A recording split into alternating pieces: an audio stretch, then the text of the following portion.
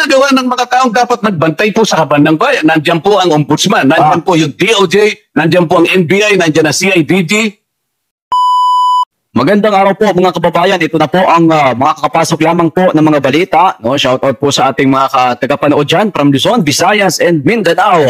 Ay baluarte ho ng mga diskaya ay pinasok na ng ating pong mga kapulisan and kasama po ang Bureau of Customs, mga kababayan. Naku po, medyo nalalagay na talaga sa, kumbaga, lumiliit na ang mundo nila. Yan ang sinasabi sa hula eh. Isa pa mga kababayan, sa pag-uusapan po natin ay Sara Diskaya ay ayun po sa mga pulangaw at mga bobulista ay idinawit di umano ang mga Duterte. Dahil doon sa sinabi niya na nag-start sila ay 2016 onwards.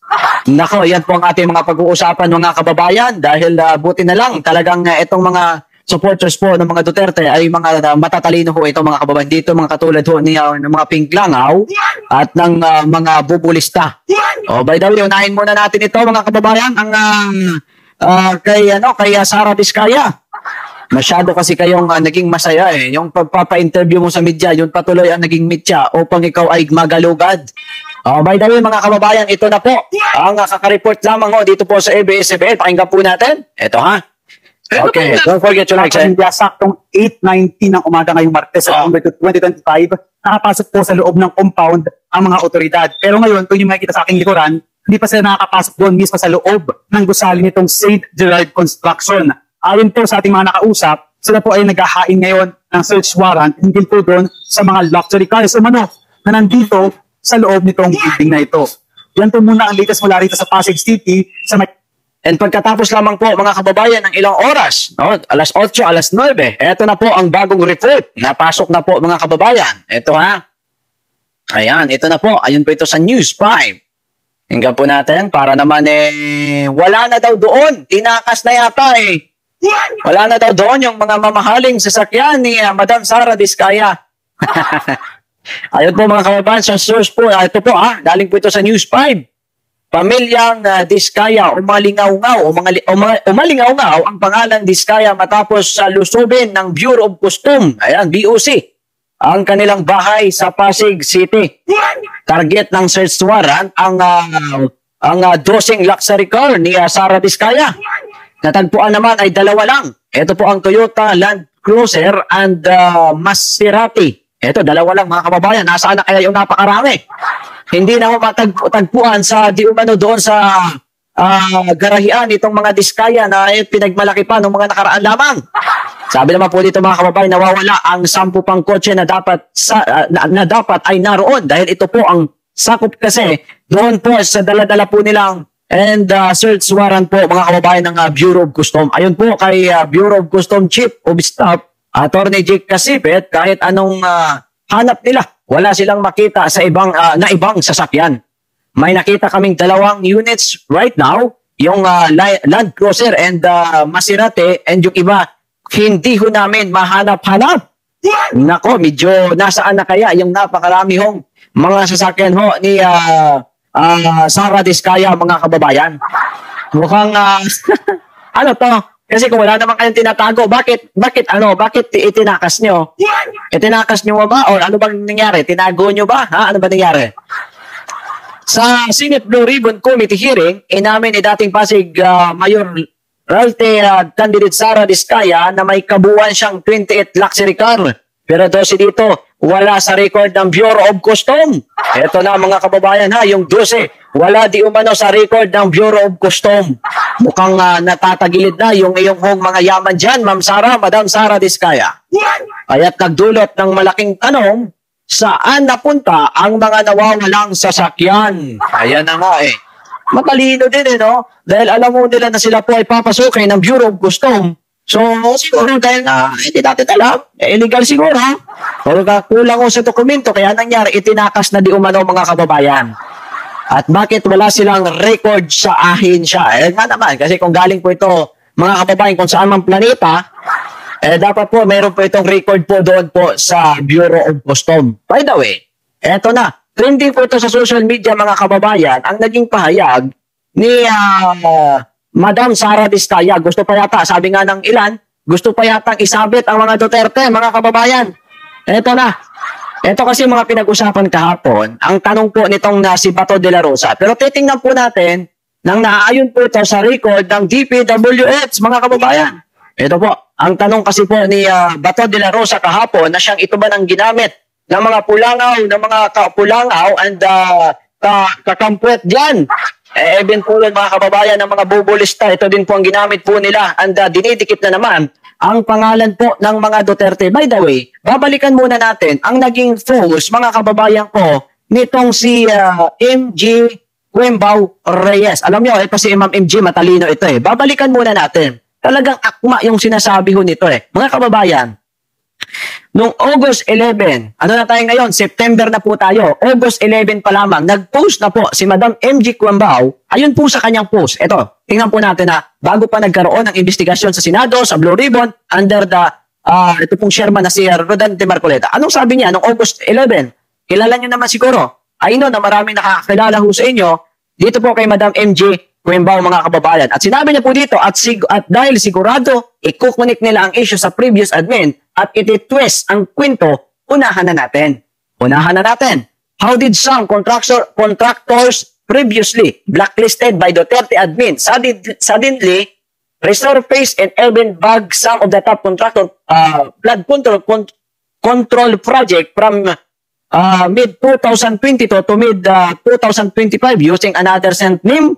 Ito po, mga kababayan, ang pinapagtutukuyan niya po dito, yung mga nagtitrending nga po. And noong 2016 po, mga kababayan, ito po ang report. 2016, airing contractor blacklisted. Since 2016, ayon po ito sa DPWH. And babalikan naman po natin ngayon. Ito na po ang pinapakalat po ng mga hindot na mga kakampwet. No? Ito na nga ang sinasabi sa hula eh, mga kababayan eh. Ito muna. Basahin muna natin kasi sinasabi po nila na di umano nagsimula ang tinatawag po natin, no, nung tinanong niya nagsimula daw nung 2016 onward, sabi po ni Madam Sara Vizcaya. Ito, basahin po natin, mga kababayan. Ito pong payag po ni MG Quimbao. Ito, at meron pa dito mga nakalakip na mga resibo. Sabi nga natin, talagang to see is to believe. Hindi dito katulad sa mga kakampwet na yun lang, naniniwala naman agad, mga kababayan. St. Gerald Construction, which is owned and controlled by the Vizcaya, was established in 2003. Sino bang presidente noon? 2003 na-establish and was of the top contractors already during Aquino admin in 2010 to 2016, mga kababayan. Sino ba Pangulo? 2010 to 2016, established, mga kababayan. Si Aquino. The Vizcaya owned company was suspended in 2015 and 2016 was blacklisted. Ito na sometimes 2020 din. Na-blacklisted na pala ito ng 2020, mga kababayan eh. Ang tanong, paano po sila nakabalik? Na kung ito man pala ay may mga bad records na, bakit sila nakabalik? Under na ito sa Marcos admin. Ito, the better question now. Paano ba sila nakabalik? At nakakuha ng kontrata even during previous admin at lalong namayagpag pa ngayon, mga kababayan, na kung noon, million lamang po. Ngayon ho ay usapan po dito, billion. Ito, may mga kompleto po dito, mga kababayan, na resibo ito Aquino Administration, July 2010 to July 2016. Andi dito po ang pangalan po nila. Okay, St. Gerald Construction. Ito. And 2016 naman po, mga kababayan, 25 airings contractors, blacklisted since 2016. Ito po, nasa report pa po ito ng mga media, So, akala nyo madadali nyo kami, Ito naman po, blacklisted, mga kababayan, St. Gerald Construction. Ito po, pinirmahan po ito ni Mark Villar. Ito po, nasa source, ang source po natin ito ay doon mismo, mga kababayan, sa DPWH. Ayan pinirmahan pa yan ni Mark Villar in view of the termination of contract of St. Gerald Construction, General Contractor and Development Corporation, representative by Pacificio Vizcaya III. Di ko alam kung yung papa ba ito, mga kababayan, with address, number, blah blah blah. Ayan po, Pasig, Metro Manila, as recommended by District Engineer Otor D. Pascual, Cavite, District Engineer Office, and approved by Regional Director Samson. Ito, nandito pa po ang mga pangalan, mga kababayan. Ayan po, nandyan nakalagay po dyan, mga kababayan, sinuspended po sila. Pero ang tanong, bakit nga ba sila? Ito na yung tanong, bakit nga ba sila nakabalik? Ha? Oh. Oh, by the way, mas matindi ang post ni Tio Moreno. Ito, pakinggan natin ang post ni Tio Moreno, mga kababayan. Matindi ito. Ito, kala nyo kasi maano nyo kami, ha? Mabubudol nyo na naman kami, ha? Ano sabi dito ni Sara, ni Tio Moreno? Andi dito lahat ng mga detalye, mga kababayan. The Diskaya timeline. Aquino beginners. Duterte scrutinized Marcos surge, mga kababayan. Ito na po. In the recent Senate hearing, the kakamping surge on Sara Diskaya statement that their family flood control project began in 2016, weaponizing it to pin enter controversy on former President Rodrigo Duterte. Yan na nga ang sinasabi. Mukhang tinutugma. Madam Sara, nagtatanong lang, mayroon ka na bang mayroon ba nag-tip sa'yo? Nagtatanong lang ako, ha? But the complete record tells a very different story. Kasi sa bagay, kasi nung sinabi niya po, siguro 2016 onwards, one of that began under Aquino, scrutinized under Duterte and excluded only under Marcos. Kasi nga, mas lalo silang namayagpag nitong Marcos admin, kababayan, ha? Kaya nga, nung 2000, way back nung panahon ni Tatay Digong, wala namang ganyang mga baha, eh. Sara Diskaya herself testified that their family entered the FWH bidding in 2012. Sino ba Pangulo nun? Mr. Under President Benigno Aquino. In 2014, the incorporated Alpha and Omega General Contractor and Development Corporation.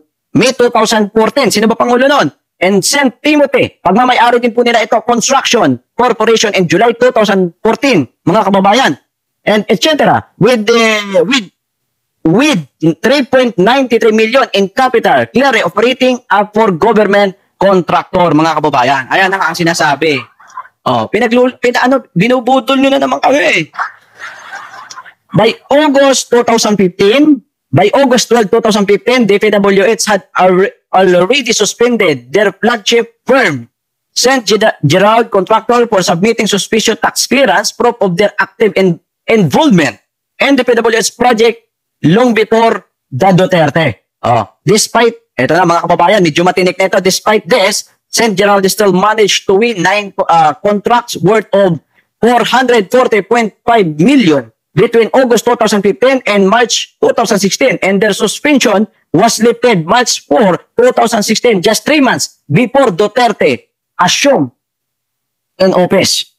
Sino ba mga pangulo niya noong mga panahon na yan? Di ba si Ninoy Aquino naman, mga kababayan? Ito pa, from 2016 onwards, flood control project indeed became central to the Diskaya portfolio. In 2017, St. Gerald won 5 road project and Davao worth of 816.98 million with some tied to other construction like ito na, gumamit na, mga kababayan. CLTG Builders by 2018, investigate report by PCIG revealed that St. Gerald had become one of the country's top contractor. But the narrative of favoritism collapsed when we look of the facts on January 31, 2020. DPWH Secretary Villar issued Department Order number 20, blacklisting St. Gerald for 1 year due to delay and Cavite School project. 2020 na blacklisted. Ngayon, ang tanong, mga kababayan, paano nga ba naibalik yan? Panahon ni BBM. Panahon ni BBM yan. Paano nga ba nabalik yan? From 2019 to 2021, Link firm had no DPWH onward in Davao Region 2. They were truly untouchable. Why would the Duterte government impose a blacklist that cost them $1 million? Ayan, nagtatanong po, ha? Nagtatanong po, ha? Ito na po, mga kababayan.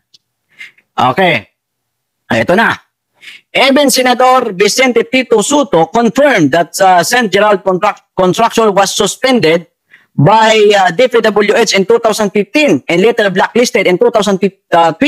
Despite this sanction, its pickup license was renewed and remained valid from July 1, 2023 to January 28, 2026. O sino na ba ang Pangulo nito? Huwag niyo sabihin Duterte, ha?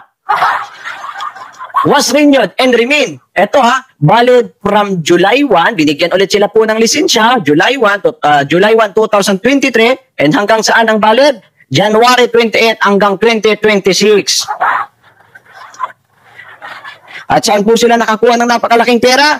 Panahon na po ito mga kababayan ng Marcos admin. Kaya kayo mga kakampwet, mga bubulista, huwag kayo masyadong magmagaling. Huwag kayo, doon kayo sa katotohanan, no? Napakalinaw dito, ito, ulitin lang natin po mga kababayan. License was renewed and remains valid from July 1, 2023 to January 28, 2024. Likewise, St. Timothy Construction Pickup License was renewed in 2025 to 2027. From 2022 to 2025, their companies bagged and 31.6 billion. Ito, tingnan nyo mabuti kung gaano kalaking pera mga kababayan. Sabi nga po natin, kung noon, kumbaga, para sa kanila kasi yung million, barya lang yan. Kung noon, barya-barya lang po ang napupunta sa kanya, noong mga panahon po noon, eto na po, from 2022 to 2025, their companies bagged and 31.6 billion worth of flood control project. Ngayon nyo sabihin. Ito mga supporters ni Bongbong, ang tatanga no? Pati ito mga dilawan, ang tatanga ng mga hindot na to Ang tatanga ho nila. Isipin mo, sinisisi ba naman, dinidikit na naman sa pangalan ni Duterte. Samantalang nakalagay dito, from 2022 to 2025, their companies bagged and 31.6 billion worth of flood control project. Hindi ka ba naman, ba't po? Diba? Alpha and Omega General Contractor and Development Corporation, 106 project, 7.73 billion. Ngayon nyo sabihin yan. Anong taon to? 2022 to 2025. Ayan St. Timothy Construction Corporation, 145 projects at magkano halaga? 7.32 billion. Other affiliated firms added billion more. Sarap buhay. BBM himself plugs this firm in 2025 for alleged ghost project. So, by cherry picking me, 2016 started, campaign misled the public into believing that the Diskaya race began with Duterte. Yan yung katotohanan, mga kababayan. Nililito nyo sa totoong issue Ayaw nyo, ito mga to, ayaw mamuhay sa katotohanan. Pwede naman siguro mamuhay kayo sa katotohanan, no? Pwede naman siguro. Doon lang tayo sa katotohanan. Grabe, pati yung mga kasamahan ko dati na matatalino naman sana, matatalino yung mga kasama ko dati na nandyan ngayon sa Malacanang, mga kababayan. Pero, nagpapakabugo sila talking about money, mga kababayan. Ito na. The facts are clear. 2012, first DPWS bidding Aquino time. 2014, incorporation of Alpha and Omega and St. Timothy Aquino time. 2015 to 2016, suspension, 440.5 million contracts rent statement. Aquino time, 2016 to 2022, flood control project began, blacklisted, imposed. Panahon po ito ni Duterte. 2012 to 2025, 31.6 billion flood control. Windfall. Marcos time po ito. Ngayon nyo sabihin, wag kasi kayo maging ubo. Mamuhay kasi tayo sa katotohanan. Yan ang problema sa inyo The Diskaya DPWH engagement began under Aquino, not Duterte. Yan ang tatandaan nyo, mga kakampwet. Their flood control ventures start in 2016. Yes, totoo yan. But under Duterte, they were also suspended. Yan ang katotohanan. Kaya mini-mislead nyo yung mga tao Although tama naman po yung sinabi ni Diskaya. Totoo naman yon. But mga kababayan, under Duterte, 2016, yes, but under Duterte, they was also suspended and blacklisted. The research and wealth happened under Marcos with funds of the billion in contract itong Diskaya ho na ito. Panahon na po ni Marcos yan. Huwag niyong i-mislead yung tao. Yung mga bobo kasi dyan, masyadong maniwala sa inyo Alam mo na naman. Kaya dapat talaga kayong panagutin sa fake news Ito mga kababayan the campaign selected narrative is nothing but spin. If accountability is truly the goal, then let's stop pending half-truth and confront the facts. That this contractor empire did not begin with Duterte and suddenly speak with their Yan naman sinasabi natin eh. Kung gusto niyo ng katotohanan, sabihin niyo ang katotohanan. Huwag yung, gagawa-gawa kayo ng kwento. Diba? Gagawa-gawa kayo ng kwento lang para kayo ay bumango. Minimislead niyo yung mga tao mga kababayan eh. Yan ang problema dito sa mga bubulista, ibig niyo makasamahan ko dyan dati. Tingnan niyo kasi yung mismong report doon sa DPWs. Huwag kayong ngak-ngak ng ngak-ngak dyan. By the way, kahapon mga kababayan, yesterday, ito pong si Senador Robin Padilla ay sobra pong nagalit. Doon nga po ito sa DPW's engineers, Henry Alcantara. Ito po, kahapon kasi, tinanong po siya mga kababayan kung siya ba ay pumapasok sa casino. Ito po, ang sinabi niya po dito, inaamin ko po, ako po ay nakapasok sa casino. Aray ko, isipin mo habang nagbabaka, habang lumulubog, habang lumulusong yung mga kababayan natin sa baha. Siya naman pala, pa-casino-casino lang. Naku po. Anong sabi naman po dito mga kababayan? Robin Padilla, sky and blood pressure ko. Tumayon ako at magdasal. Harap-harapan na madidig ng mismong bunganga na siya ay taong casino. Habang lubog sa baha ang taong bayan. Okay pa ito si Robin Talaga niya pananindigan. Ito mga kababayan, pakinggan natin itong sinabi ni Rodante Marcoleta. Yung DOJ, nandiyan po ang NBI. Ito. Ano pong ginagawa? Ano pong ginagawa ng mga taong dapat nagbantay po sa kaban ng bayan? Nandiyan po ang ombudsman, nandiyan po yung DOJ, nandiyan po ang NBI, nandiyan na CIDG. Bakit po ayaw nilang tulungan ng presidente? Mabuti po pala siya nalaman niya. Paano po yung mga taong kinakasangkapan na ng opisina niya, nakatakot-takot na intelligence funds ang binibigay sa kanila confidential funds para sa ganun bantayan lang ang pera ng bayan? Kaya nga tayo may tinatawag na confidential fund Yan ang sinasabi ni Atty. Marcoleta. Tatakot-takot yung mga confidential fund ninyo, pero hindi nyo mabantayan yung kaban ng bayan. Yan ang problema Ano pong ginagawa ng mga taong dapat... Ito na tayo mga kababayan. Singit lang natin to saglit Ito na po mga kababayan Ayan, si Diskaya.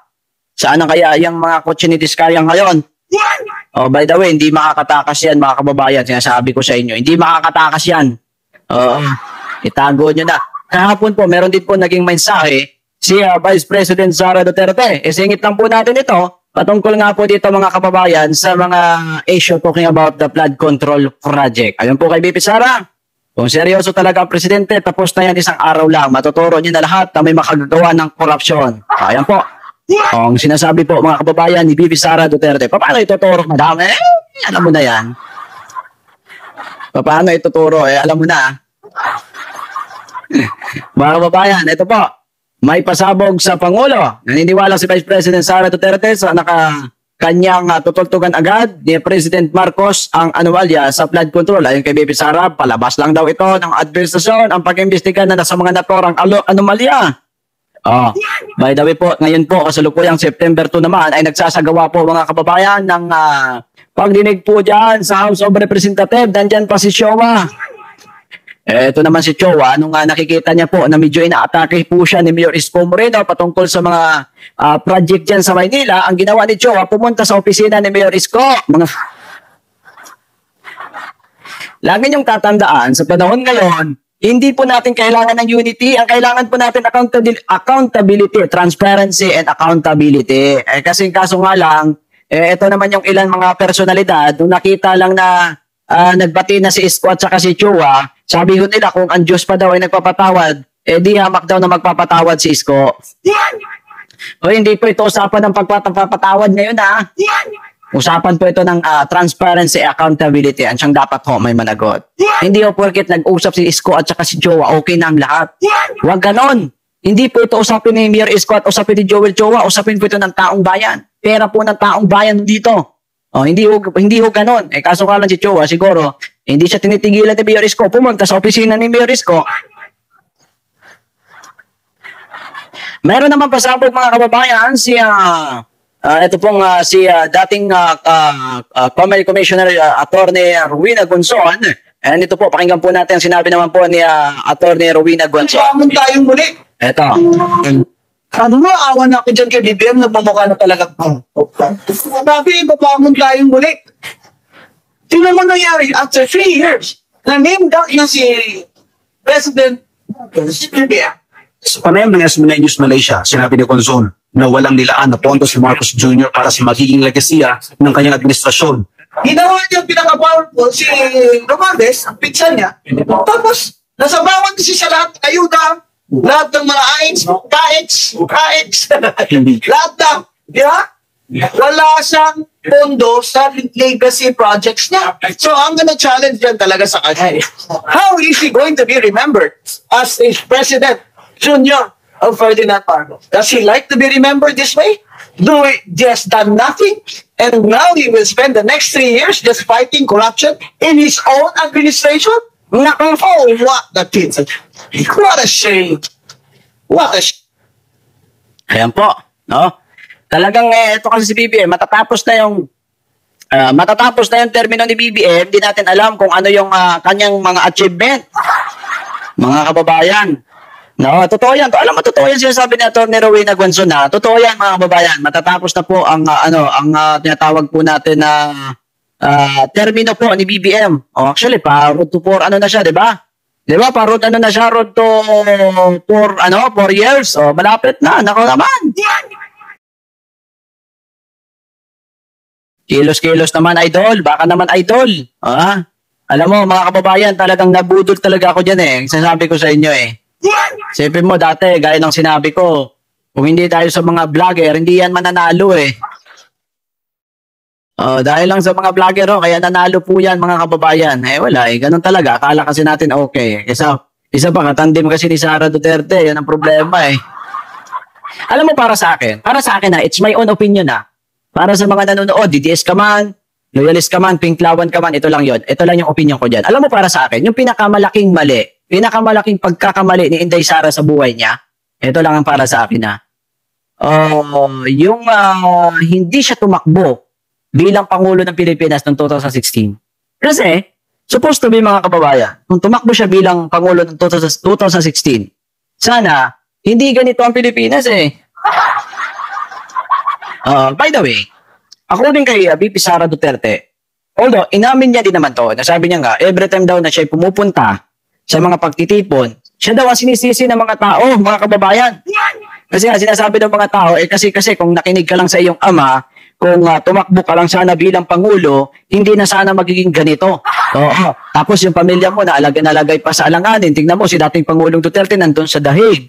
Yun ang sabi lang naman po ng mga kababayan po natin. Lalo-lalo na po, nung nandun po tayo nung nagkakaroon tayo ng mga pagtitipon from Luzon, Visayas, and Mindanao. Yun po ang sigaw po ng ating mga kababayan. Totoo yan, kasi alam mo, noong 2016, o noong 2022, mga kababayan, ang gusto daw talaga noon ni dating Pangulong Duterte ay tumakbo si Inday bilang Pangulo. And even yung solid north na si Chavit Singson, sinabi nga ni Chavit Singson kay BBM na Bongbong, kapag tumakbo si Inday dahil si Inday talaga ang winnable dyan, baba ka bilang Vice President. Yun ang sinabi po ni dating Gobernador Singson, mga kababayan. Ang problema, ito naman si Inday Sara, si VP Sara, hindi kasi nakinig. Hindi nakinig sa kanyang ama. Kasi nga po, sinabi nga po ng kanyang amang si dating Pangulong Rodrigo Duterte na si BBM ay talagang weak leader, mga kababayan. Sinabi niya po yan, ilang beses pa at hindi niya po sinuportahan. Isipin niya, katandim ni VP Sara Duterte si Bongbong Marcos, ba't hindi po sinuportahan ni dating Pangulong Rodrigo Duterte si Bongbong Marcos, mga kababayan? Kumbaga itong si Inday Sara tumakbo lang na walang suporta po ng kanyang ama. Although, yung kanya buong team. Dahil nga po, hindi po sinuportahan ni Pangulong Duterte si Bongbong Marcos nung tumatakbo ito bilang Pangulo ng Pilipinas way back 2022. Yun yung nangyari. Totoo nga naman, lumabas nga ang katotohanan at this time na BBM is a weak leader. Very weak leader. Sabi nga ni dating Pangulong Duterte, meron kang bagahe sa likod. Ayan na, matatapos na yung termino. Dahil daw yung mga kababayan, nakikita po natin, sa Indonesia po, meron mga ginagawang matinding rally. Dahil nga po sa di umano sobrang mga bonus ng mga congressman. Ay, nako, baka wag naman sana matulad sa Pilipinas yan, Nagwala yung mga kababayan natin doon sa Indonesia, mga kababayan. Dahil nga sila, hirap ng buhay. Samantalang yung kanilang mga congressman, limpak-limpak ko ang salapi.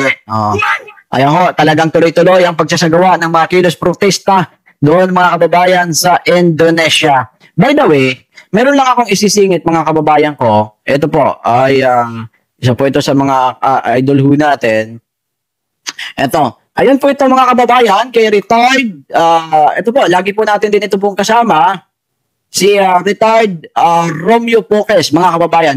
Retired General Romeo Poques. Ayun po dito mga kababayan kay retired General Romeo Poques, mga kababayan. Ayan po, ito sabi niya dito. Sabi niya dito. Makinig ka sa loob na ito. Dito lang. Ito. Sabi niya kasi dito.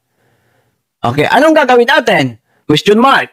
Mag-organisa, makiisa, makisama, sabay-sabay magprotesta sa buong bansa. Kasama lahat ng mga nasa ibang bansa. Naku po, pagka nangyari yan, talagang sakit ng ulo ng Marcos admin niya. By the way, dito na lang muna. Kita-kita po tayo sa next video po natin, mga kababayan. Kaya huwag kayong masyadong magpapaniwala dyan sa mga kakanglangaw and mga bubulista ho na yan, ha?